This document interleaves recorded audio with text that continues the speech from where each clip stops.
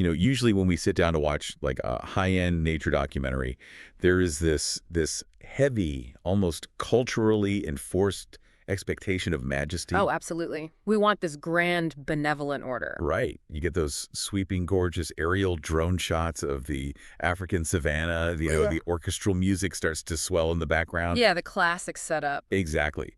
You see the lion leaping in ultra slow motion, and that soothing narrator voice assures you that this is the beautiful eternal circle of life. It's always framed as this inherently harmonious system, right? Like a perfectly balanced equation where every single creature plays its sacred role. And we find that incredibly comforting. I mean, if you are listening to this right now, think about how often you seek out nature as a source of peace. Like going for a hike to just unwind. Totally. We go for hikes to, reconnect with a world we just assume is fundamentally innocent. We categorize the predator and the prey as these necessary gears in this beautiful, pristine machine. But then you have to ask, what happens when you actually zoom in on the prey? Right. Because if you strip away the orchestral soundtrack and step entirely into the subjective lived experience of the gazelle being torn apart while it is still breathing well, that comforting illusion shatters instantly. It does. Completely. We're no longer looking at a majestic biological landscape, right? We are looking at a waking nightmare. It's a horror show of the highest order. I mean, the subjective experience of the creature being consumed alive does not contain an ounce of that alleged majesty. Not a single drop. No, it's just pure, unadulterated panic and agony. So, welcome back to our deep dive. If you've been following our recent explorations into internalist ethics and philosophical pessimism, we've been circling this drain for quite some time. We really have. We've been trying to figure out how to ground a system of ethics in the actual raw experience of suffering. Right, but today, our mission is to push that inquiry to the absolute furthest extreme. We are heading into what might be, honestly, the darkest place the human mind can possibly go when contemplating the nature of reality. It's heavy stuff. We are focusing heavily on a brilliant and deeply disturbing text today. Yeah, it's called Efilism and Internalism. Suffering, Nothingness, and the Collapse of Pessimist Eschatology. And it is a test that does not allow you to look away. I mean, we are unpacking a philosophy that doesn't just acknowledge the horror of the gazelle's death, It scales it up. Exactly. It takes that specific horror, multiplies it by millions of years of evolution, looks at the sheer brutality of nature, the predation, the rampant disease, the relentless cycle of biological need, and decides something incredibly radical. It decides that the only logical moral solution is the complete and total annihilation of all sentient life. Which is just a staggering conclusion to reach. It is. And this is the worldview known as Efilism, which, if you just look at the spelling, is just the word life spelled backward. Right. So the core tension we are wrestling with today is massive. Does taking suffering seriously fundamentally require us to condemn the entire universe? Because Efilism begins with a very real, very raw recognition of suffering. It sees the wound clearly. It really does. Yes. But the central thesis we are going to explore is how the most radical pessimism actually loses the plot of what really matters. Yeah, the tragedy of Efilism is that it starts with this profound empathy, but then it twists it into an incoherent cosmic theater. Right, it demands a grand finale. Exactly, this apocalypse of absence that philosophically completely falls apart the moment you poke it. So here's the roadmap for today. We're going to dive deep into what Efilism gets uncomfortably, brutally right about the Darwinian machine. Because, we have to give the devil its due. We can't just dismiss the premise. No, we really can't. Yeah. From there, we need to ask how this worldview collapses when forced to explain its own moral foundations. And why its ultimate goal of nothingness is a philosophical illusion. Right. And finally, how a true internalist approach gives us a much stronger, existentially immune way to deal with suffering without having to blow up the universe. So we are tracing a path from the darkest, most absolute despair back to a rigorously grounded, highly practical framework for ethics. Okay, let's unpack this. Let's dive right into the dark appeal of Efilism. We really have to lay this out without caricature. Yeah, because if we don't understand why a rational person arrives at this incredibly extreme conclusion, we can't properly critique it. Exactly. So Efilism looks at biological life and ruthlessly strips away all the romantic poetry. It sees nature not as a benevolent mother, but as this blind, unthinking reproductive engine. And the terrifying part is what fuels that engine, sentience itself. Right. It literally burns feeling creatures just to keep the gears turning. That is the core phenomenological protest right there. It focuses entirely on the structural relationship between need, deprivation, temporary relief, and then renewed need. It's exhausting just thinking about it. Well, look at the basic structure of existing as a biological organism. You were Same. born hungry, you eat, you get a brief, fleeting moment of relief, and then what happens? The hunger inevitably returns. Right. You are cold, you expend energy to seek shelter, you get warm, but the elements are always waiting outside. It is a literal treadmill of deprivation. You are always running just to stay at a baseline of zero. And what the sources point out so clearly is that Efilism refuses to look away from this machinery. It points out, quite rightfully, that nature is not a moral alibi. Yeah, evolution optimizes for reproductive fitness. It does not optimize for well-being or happiness or peace.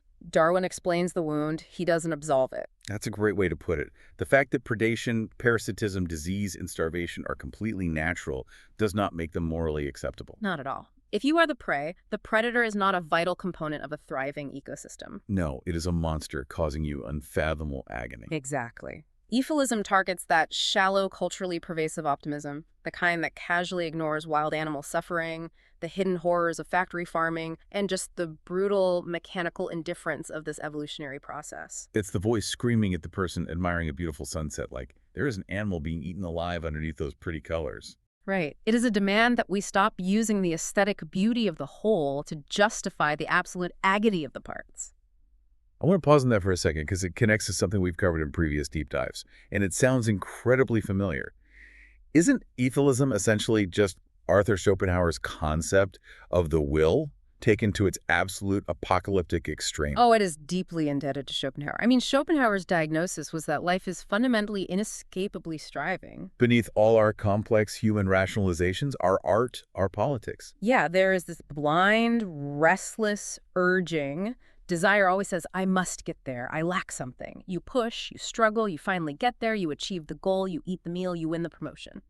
And then the moment of fulfillment instantly says, is that all? Exactly. The promised transfiguration never arrives. The finish line is just an illusion. It just delivers this flat sense of thusness, Yeah. and then the cycle reboots entirely. Boredom sets in, which Schopenhauer described as the ghost of willing after the object of desire disappears, and then a new desire forms.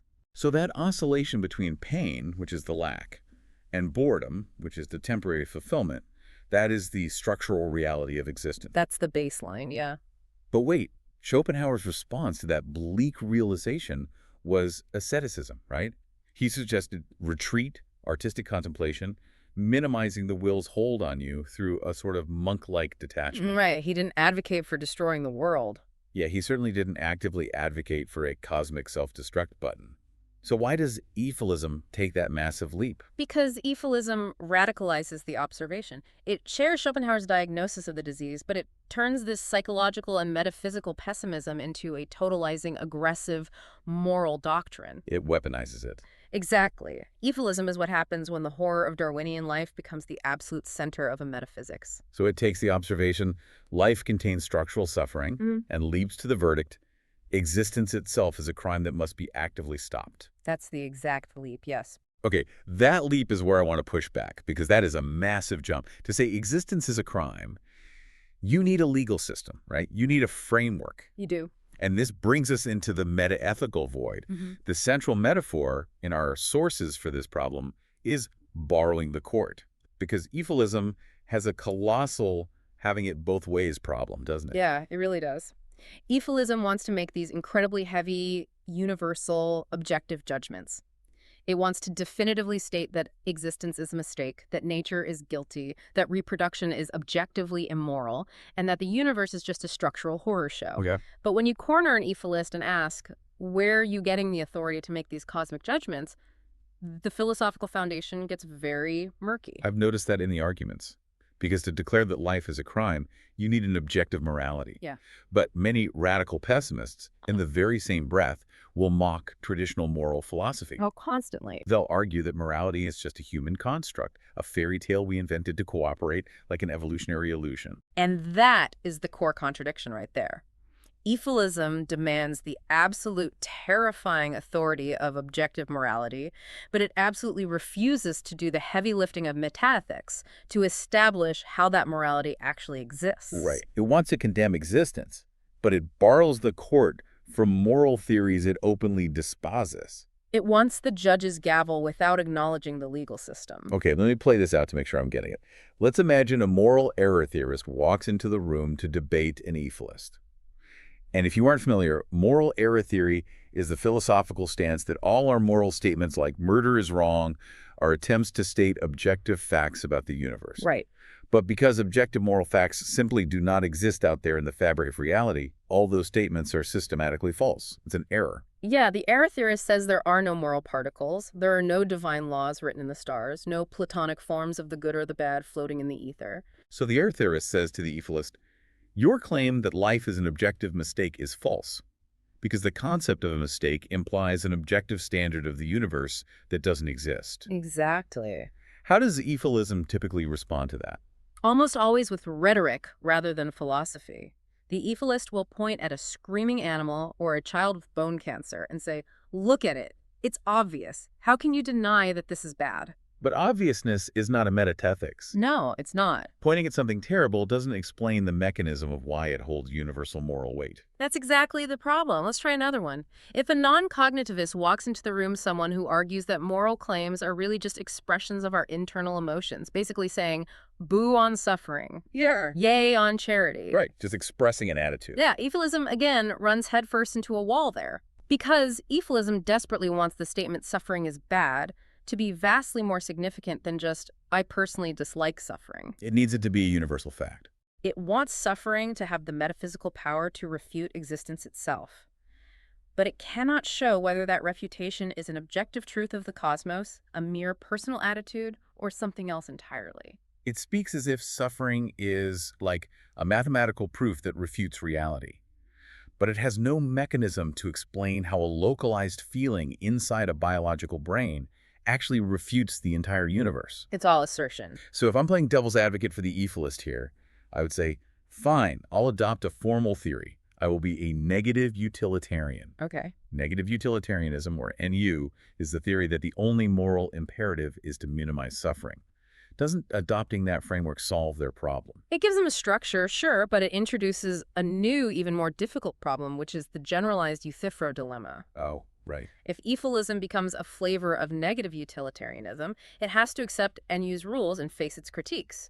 But more dangerously, it steps right onto the trap of the good-ought bridge. The good-ought bridge. Let's really break this down, because this is where the entire foundation of pessimistic ethics starts to tremble, I think. Let's do it. Standard negative utilitarianism says, suffering is bad, therefore we ought to reduce it.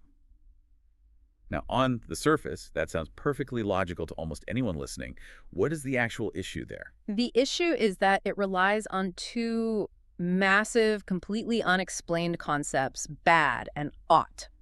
Why does a state being labeled bad automatically generate an ought? Why should value or disvalue command our behavior? Exactly. This is a bridge that is constantly assumed in ethics, precisely where it needs to be rigorously explained. We're asking, where does the normative force the compelling push to actually do something about it? Where does that come from? Yes. Think about Plato's original Euthyphro dialogue. Socrates asks a religious man, is something pious because the gods love it? Or do the gods love it because it is pious? The classic dilemma. We can ask the exact same question of negative utilitarianism. Is suffering bad because the moral theory of NU says it's bad? Or does NU say it's bad because suffering is already bad? This is a great thought experiment. Let's apply it to a modern context for a second. Mm-hmm. Think about the Spotify algorithm. Okay. Is a song objectively good because the algorithm put it on the top 50 playlist? Or did the algorithm put it on the playlist because the song has some inherent objective goodness? That's a perfect analogy. Because if suffering is bad just because the theory of negative utilitarianism says so, then the theory is totally arbitrary. Yeah. I could invent a theory tomorrow that says, wearing green on Tuesdays is the ultimate bad, and it would have the exact same structural weight. Exactly. But if the theory says suffering is bad because it is already bad before the theory even looks at it well, then the theory isn't the foundation at all. The theory is just reporting on something much deeper. Yes. The theory is secondary, a mere descriptor. Which means every moral theory risks hiding this Euthyphro problem inside its foundation. Hmm. It's like Agrippa's trilemma. Whenever you try to firmly justify any moral system, you inevitably end up in one of three philosophical dead ends. First, an infinite regress. Why is suffering bad? Because it causes harm. Why is harm bad? Because it lowers well-being. Why is lowering well-being bad? And that just goes on forever. Second, circularity. Suffering is bad because the system identifies what is bad, and the system is right because it accurately identifies suffering. And the third option is the dogmatic stopping point. You just pound your fist on the table, refuse to answer further, and say, it's just obvious, suffering is bad, full stop. Which is exactly what Efilism does when backed into a corner. Yes. Efilism wants negative utilitarian force without negative utilitarian discipline. It wants the universe-ending conclusion, but it stops dogmatically at the assertion that suffering is bad without ever tracing how that badness actually grips us philosophically. It treats bad as this external cosmic property hovering over the universe like a dark cloud. Instead of deeply investigating the internal reality of the experience itself. So, because they lack this deep metaethical foundation, but still possess this intense emotional and phenomenological hatred of suffering, they have to invent an endpoint to make emotional sense of it all. They need a grand finale. Because if you truly, deeply believe existence is a crime, the only form of justice that satisfies that outrage is the death penalty for the universe. That is the eschatological need. Efilism desperately needs an apocalypse of absence. It imagines the entire brutal history of sentience moving toward a final, glorious cancellation. No more need, no more fear, no more reproduction. No more exposure to harm. Nothingness itself becomes Efilism's heaven. An apocalypse of absence. That is such a haunting phrase. It needs the universe to finally switch off so consciousness can just rest. But, and this is part of the research that absolutely blew my mind. I want you to deconstruct this slowly. Why is this idea of nothingness a false heaven? What is truly fascinating here is that pure nothingness is not an available positive object. It is a trick of language and human imagination. Wait, I really need to push back on this to understand it. Because when I think of nothingness, I think of peace. I think of the relief of deep sleep. Are you saying I'm not actually imagining nothingness? Let's look at exactly what you are doing when you imagine that. When you imagine nothingness or the peace of deep sleep, you are imagining a dark, quiet room. Yeah, pretty much. You are imagining an absence of pain, an absence of stress, a lack of noise. But notice the crucial flaw here. You are still there in the fantasy. Your mind is actively observing the dark, silent room. You are generating an abstraction inside your current conscious experience by simply negating the content of reality. No light. No sound, no suffering. But it's still an experience. I'm having the experience of a void. Exactly. Pure nothingness is somethingness under erasure. You cannot occupy nothingness, you cannot rest inside it, you cannot enjoy being dead. The ideology of Efilism treats non-experience as if it were an experience of profound peace. And that is a massive, catastrophic philosophical error. It smuggles in a viewpoint, a phantom observer, to sit in the void and witness the absence of suffering. It's like a patient going into surgery saying, I can't wait to be under general anesthesia so I can finally feel relaxed. That's a perfect example. But when you are under anesthesia, there is no you to feel the relaxation. The relief of waking up from a nightmare only exists because you wake up into a safe room where you can contrast the two states. Right. If you just cease to exist entirely, there is no relief. There is no sigh of contentment. There is just undefined absence. The ideology of final release desperately relies on this non-existent state being a reachable paradise. It treats non-being as a physical location, a field where suffering has finally been healed. But it's not the healing of the field. No, it's the total deletion of the field. You cannot rest inside nothingness. And if nothingness isn't a state you can occupy, Efilism's promised salvation literally doesn't exist. Which leads to a severe existential panic for the radical pessimistic worldview. Because if nothingness isn't a state you can enter, the exit door they are counting on to escape the Darwinian machine is suddenly locked. Or maybe it was never a door to begin with. Exactly, which forces pessimism to actively fight against science to protect its emotional fantasy.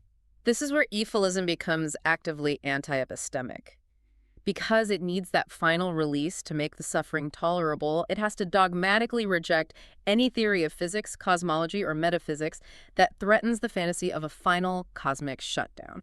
I want to use a metaphor here that I think perfectly captures what they are doing. It's like playing chess. Okay. In ethics, we talk a lot about oughts. But ought doesn't always mean a cosmic moral command from a deity. Often it just marks a directional asymmetry within a system. Like, if you are playing chess and you want to win, you ought to protect your king. Right, but that ought is entirely internal to the rules of the game. You ought to win at chess as a player operating within constraints, not as a person under some universal moral law that says chess must be won. Exactly. So if you start losing at chess, if your pieces are getting captured and you are backed into a corner, the rational move is to study the board. You improve your position, you plan a counterattack, maybe you sacrifice a piece for a tactical advantage. Right. What Efilism does is look at a bad position on the board, decide the game of chess itself is inherently flawed and evil, and flip the entire table over. It's the ultimate rage quit. It is. It treats the ought of ending suffering, not as a mandate to play the game better, to reduce suffering within reality, but as a mandate to destroy the board itself. And when modern physics comes along and suggests that maybe you can't flip the board, that the board might be infinite or timeless or fundamentally indestructible, the Efilist has to plug their ears. Let's look at how Efilism polices the metaphysics, starting with eternalism. I have to admit, eternalism breaks my brain a little bit. Can you explain what it is and why it poses such a massive threat to the Efilist exit strategy? Sure. Eternalism is a view in the philosophy of time, heavily supported by Einstein's theory of relativity. It suggests that time is a solid block. The past, the present, and the future all exist equally and simultaneously from a higher dimensional perspective. Okay. Think of time like a massive loaf of bread. We are just experiencing it by slicing it moment by moment, moving through the slices. Hold on, so you're saying that in a block universe, the dinosaurs are still completely real, just located back there in the loaf? Yes. And my future grandchildren are already real, located up ahead in the loaf. That is the implication of eternalism, yes. Wow. Now, apply this to the Efilist goal. If time is a solid block, then past and future suffering always exist. You cannot delete it. Oh, man. If you build a doomsday device, press a cosmic button, and end all life tomorrow, you haven't actually annihilated suffering. You've just created a local boundary in the block. The suffering of the gazelle being eaten millions of years ago and the suffering happening right now is permanently etched into the space-time block. So eternalism turns Efilism's hoped-for absolute end of all pain into a mere local boundary. It's not a cosmic deletion. Not at all. The Efilist wants to wipe the slate clean, but eternalism says there is no slate to wipe. It's a solid block of granite. So the Efilist has to argue against eternalism, not necessarily because they have better physics, but because eternalism ruins their exit strategy. They reject it out of emotional necessity, not scientific rigor. What about open individualism? This is another concept that I know deeply unsettles the pessimistic worldview. How does open individualism work? Open individualism is the theory of personal identity that suggests there is ultimately only one subject of experience in the universe. One subject. Yeah, we are all one single underlying field of consciousness that is simply appearing through billions of different biological perspectives simultaneously. The illusion is that we are separate. Under this theory, you are me, I am you, we are the gazelles, we are the lion. Wow. If that's true, then causing human extinction or even blowing up the entire Earth doesn't actually end consciousness. It just closes down a few billion local perspectives. Exactly. Open individualism converts the concept of extinction into mere relocation. If the underlying field of experience continues to manifest anywhere else in the infinite universe, your localized earthly apocalypse achieved absolutely nothing. The suffering just continues through other avatars. Right. And the polar opposite of that is empty individualism, which is equally devastating to their goal. Yeah. Empty individualism says there is no enduring self at all, right? Right. We're just fleeting, disconnected moments of experience, like frames in a movie reel. The you that started listening to this deep dive doesn't exist anymore. Yeah. It has been replaced by a new you with memories of the past. So if empty individualism is true, there is no enduring prisoner to release. Efilism desperately wants to save beings from the trap of existence. But if there's no continuous soul, no enduring entity that moves through time, there is no one to rescue via extinction. Every moment of suffering is an isolated bubble. You aren't ending a continuous torture. You are just stopping new bubbles from forming. And then we get to the really terrifying concepts in modern cosmology, like the multiverse and generic subjective continuity. Let's say we live in an infinite multiverse, or we are subject to everential branching, where every possible quantum outcome happens in a branching reality. Well, a multiverse turns Efilism's final triumphant period into a comma. You cannot extinguish an infinite fractal of branching realities. You press the doomsday button in this universe, and infinitely many other universes continue on unbothered. Unbelievable. And generic subjective continuity, or GSC, suggests that since you can never ever experience the nothingness we talked about earlier, the subjective experience of consciousness will always simply resume from whatever perspective is available next in the cosmos. Synthesizing all of this is just wild. Atheism doesn't just calmly debate these physical theories, it needs them to be false. Yes. Its entire emotional bedrock requires a simple, Newtonian, almost 19th century universe where you can just turn off the lights and everything goes to sleep forever. And that is a fatal methodological flaw for any ethical system.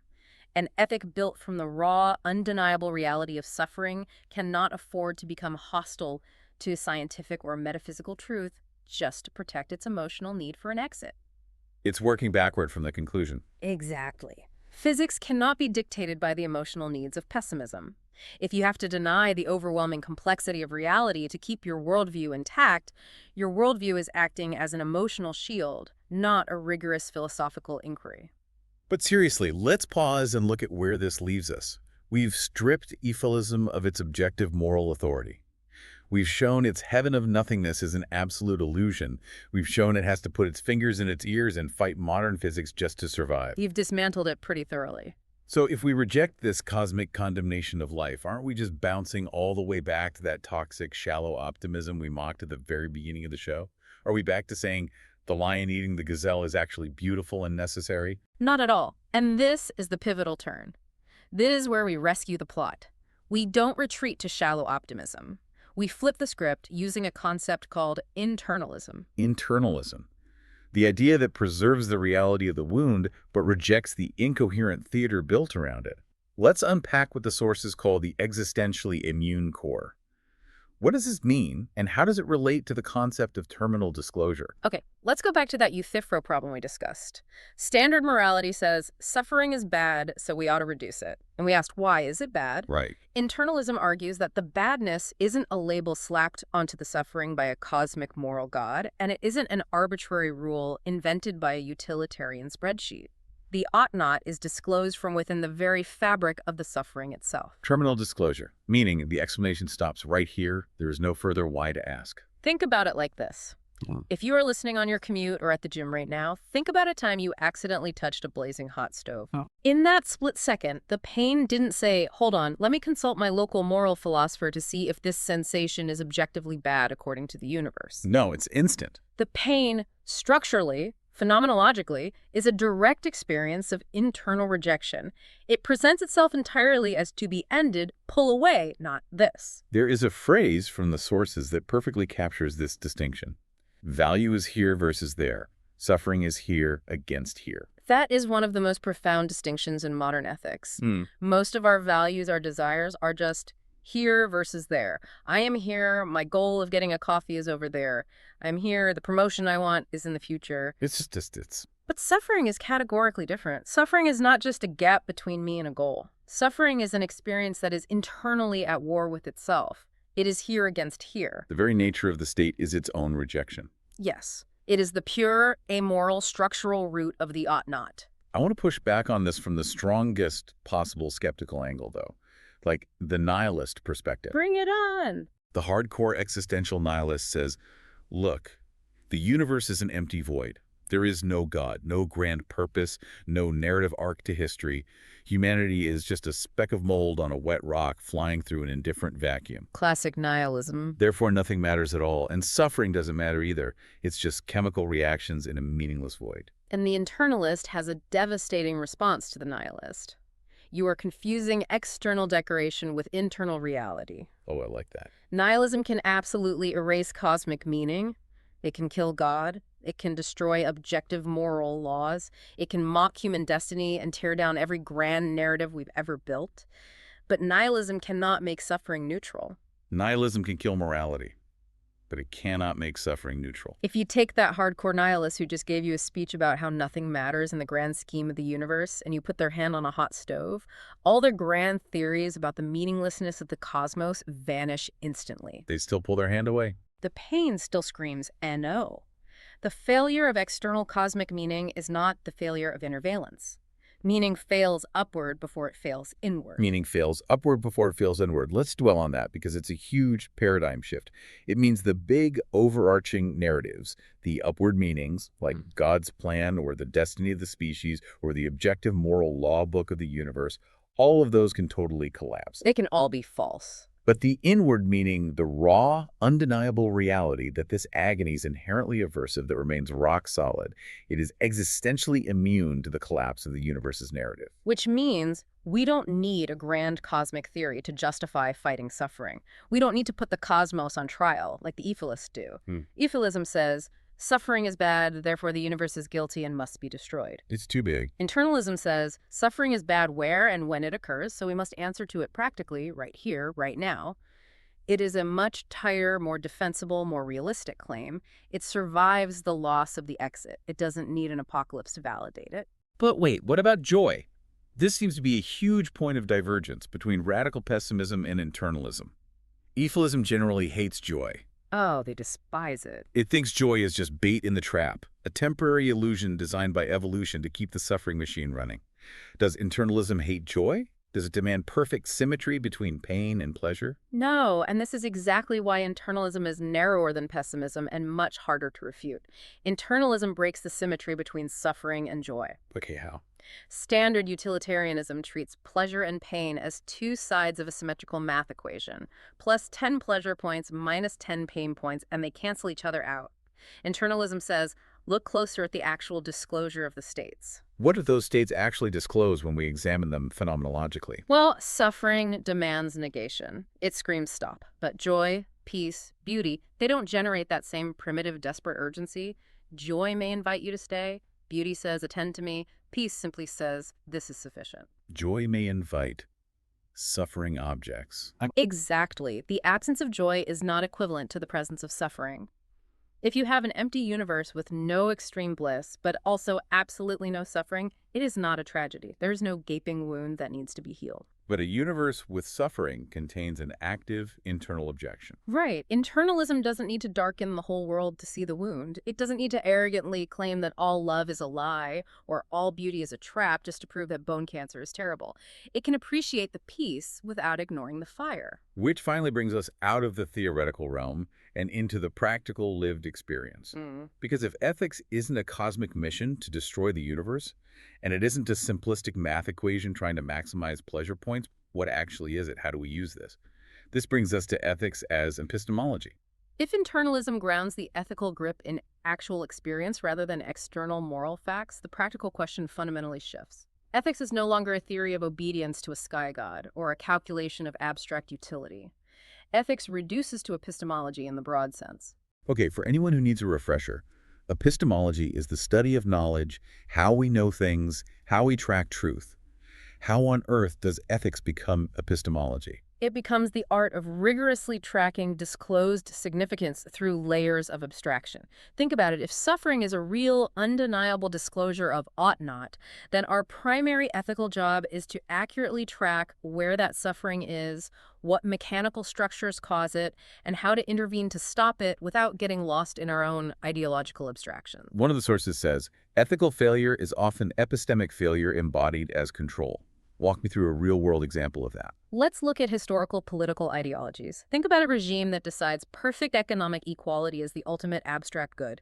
The ideology becomes a rigid map. To force the territory to fit the map, the regime initiates policies that end up starving millions of people. A total disaster. The control system, the government has completely failed to track the actual disclosed suffering of its citizens because it is completely blinded by the abstract mission of equality. It is an epistemic failure. They are literally ignoring the massive data of real suffering to protect the purity of the theory. So abstraction isn't the enemy, but drift is the enemy. When our systems, our governments, our AI algorithms, our economic markets, or even our own daily habits drift away from the actual lived experience of the sentient beings within them, they become blind machines for suffering. Which brings up the massive looming problem of instrumentalism and how we view intelligence. Yes. Because in our modern tech-driven world, we often think pure intelligence is the ultimate good. But intelligence is fundamentally just problem-solving. It's the machinery of crossing from here to there. Instrumental intelligence asks a very specific question. Given a desired end, what means will most efficiently achieve it? But it cannot, by itself, select a wise or compassionate end. Instrumental intelligence can be absolute genius in service of an incredibly stupid master. This sounds exactly like the famous paperclip maximizer problem in AI safety. You tell a superintelligent AI, make as many paperclips as possible. Right.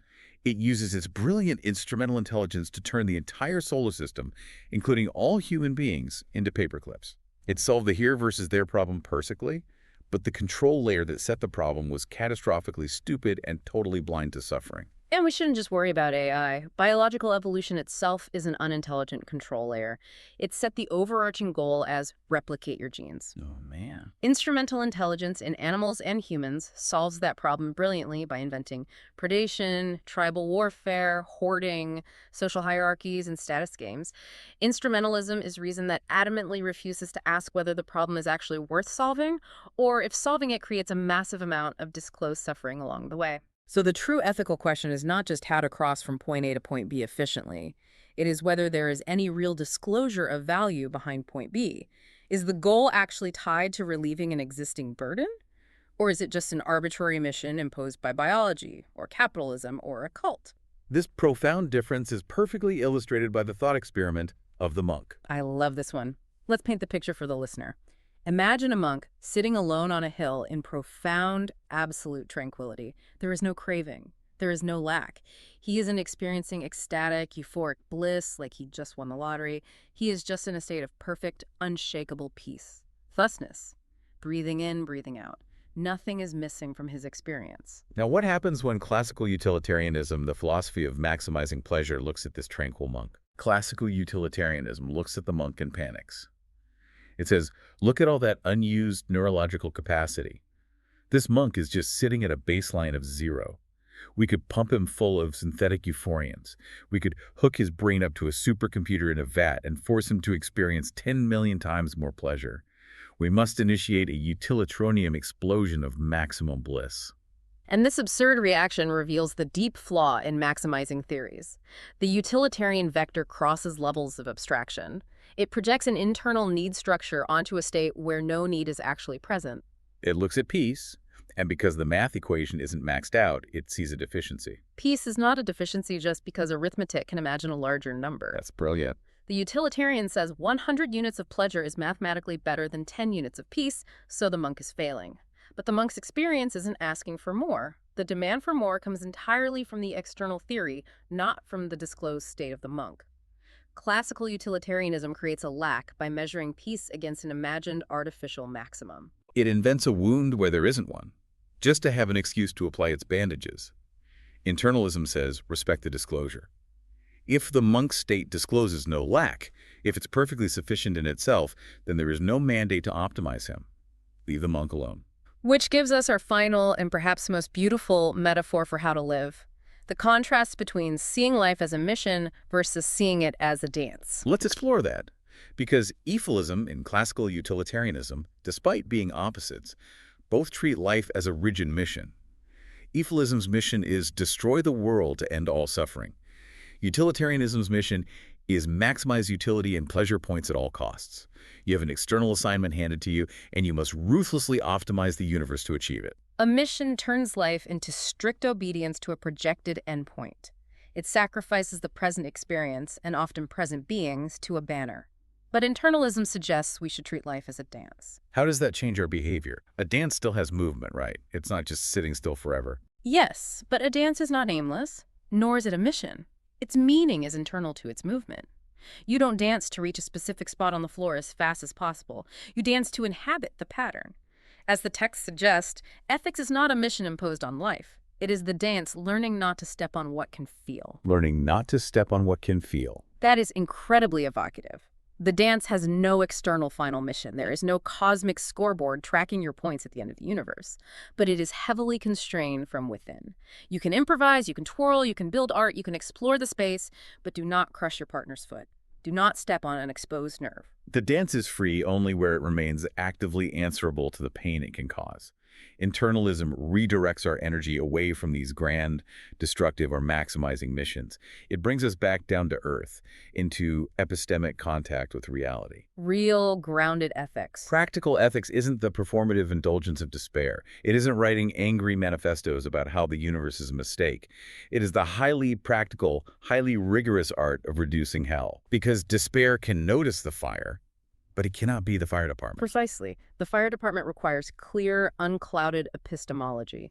It requires knowing exactly where the suffering is, what interventions actually work in the real world, and how to align our AI, our governments, and our institutions so they track real valence instead of abstract metrics. It requires profound epistemic humility. So, synthesizing this incredible journey, we started by staring into the abyss of Efilism, arguably the darkest, most radical pessimism imaginable, a worldview that looks at the undeniable, horrific reality of the Darwinian machine and demands that we flip the cosmic chessboard into a non-existent nothingness. And we saw how that radical worldview ultimately collapses under its own weight. It borrows moral authority without doing the work to ground it. It prays for a heaven of nothingness that literally cannot be experienced. And it fights stubbornly against the complexities of modern physics just to protect its emotional fantasy of an exit door. But the beauty of this exploration is that we didn't have to retreat into toxic optimism to escape that despair. We discovered internalism. We found an existentially immune core. We realized that you don't need a grand cosmic theory to prove that suffering is bad.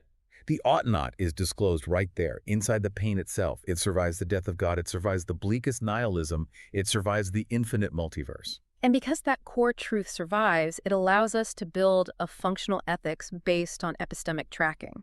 We don't have to condemn the universe to death.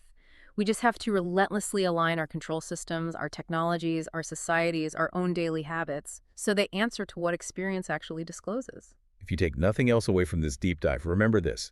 You don't need a massive philosophical theory to tell you suffering is bad, and you certainly don't need to condemn the entire universe to justify fighting against it in your own sphere of influence. I would leave you with a final lingering question to consider as you go about your week. Think deeply about your own peaceful states. The rare moments where you are simply sitting, breathing, content. How often do you ruin your own tranquility by imposing a manufactured mission on it? How often do you demand more when nothing is actually missing? Projecting an artificial need onto your own peace. If the ultimate ethical goal is to make our control systems answerable to what experience actually discloses, maybe the hardest task of all is learning to recognize peace without inventing a wound.